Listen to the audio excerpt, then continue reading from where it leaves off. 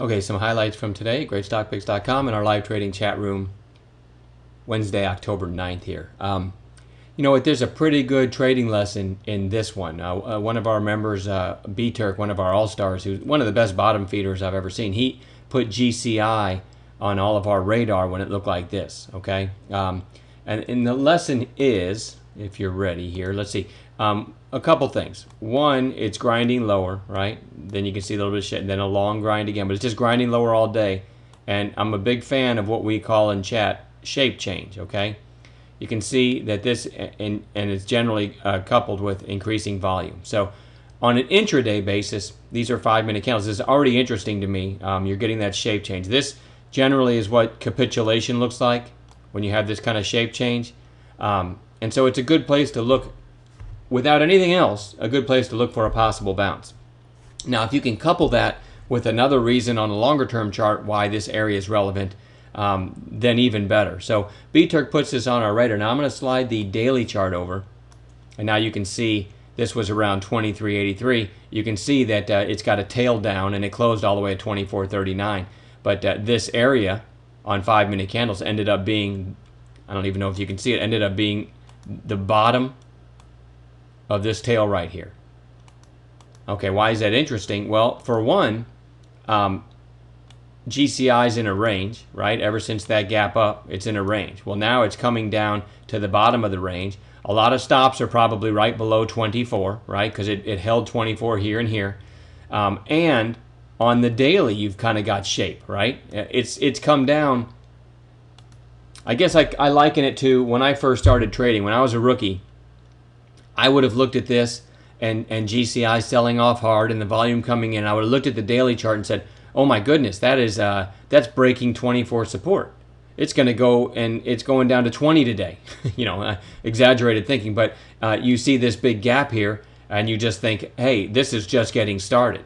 Well, no, it's not. Not when you're already down this many days in a row to the bottom of a range. This is the area where you look for a bounce, especially when it's an area of a possibility of a stop run where it takes out all the stops. This has come too far to be shorting it down here. So in the chat room, we're thinking long. B-Turk spotted the shape. I looked at the daily and then started to like it even more for the reasons I just gave. And he called this long, such a good bottom feeder. He called this long, let me try to find it there, at 23.79. Basically, almost at the bottom of this candle. I don't know if he was using 1-minute candles. You can see the volume coming in. And the stop was at 23.74, a nickel below. Holds the stop and then goes all the way to 24, whatever it was, 24.62. So 83-cent move in our favor on a nickel risk. And when you've got a stop that tight, you can buy a few more shares than you normally would. Anyway, hopefully that logic, walking through that logic, will help you trade in the future if you're interested at all in any of these kind of intraday bottom feeding. You know, check that longer term chart too and look for areas like that. But GCI, that was a sweet spot right there. Nope, let's go with GMCR. Our newest all-star, we just added him yesterday, the day before, no, last week one day. We just added Kevin W. To our list of new moderators, all-stars, whatever you want to call them. He called GMCR at 68.17 over this little base right here, and there's the trigger. And the worst case stops below this 5-minute candle, 67.73. And we got a really nice move from 68.17 all the way to 70.46. $2.29 in our favor on 44 cents risk. And a fantastic call there by Kevin.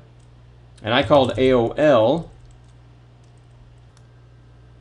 AOL had this spike right here on some news and then kind of goofed around. And then as it started to come back up, I just called it long because basically you had news. They tried to sell it off and they couldn't, so I liked it over the high of this spike. I called it at 32.54, I believe, and it flagged a little bit and then finally got going. And the stop was only 14 cents below, never got hit. 32.54 went to 33.08 on 14 cents risk. And then DRI, very late in the day. That's not right. HIG, very late in the day. I called a short.